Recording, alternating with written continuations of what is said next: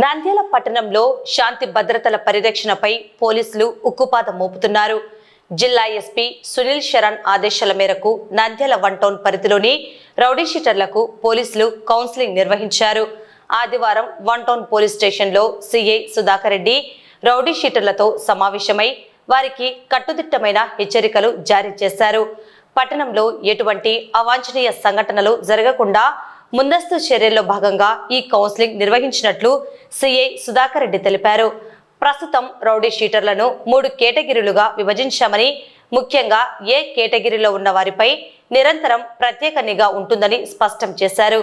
ఎవరైనా చట్ట వ్యతిరేక కార్యకలాపాలకు పాల్పడినా లేదా ప్రజలను భయభ్రాంతులకు గురి చేసిన వారిపై కఠినమైన నాన్ బెయిలబుల్ కేసులు నమోదు చేస్తామని హెచ్చరించారు.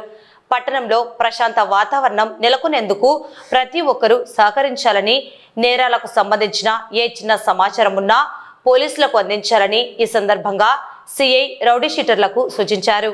ఈరోజు నంద్యాల జిల్లా ఎస్పీ సార్ యొక్క ఆదేశాల మేరకు నంద్యాల 1 టౌన్ పరిధిలోని రౌడీ షీటర్లు మరియు సస్పెక్ట్ షీటర్లకు 1 టౌన్ పోలీస్ స్టేషన్లో కౌన్సిలింగ్ నిర్వహించడం జరిగింది.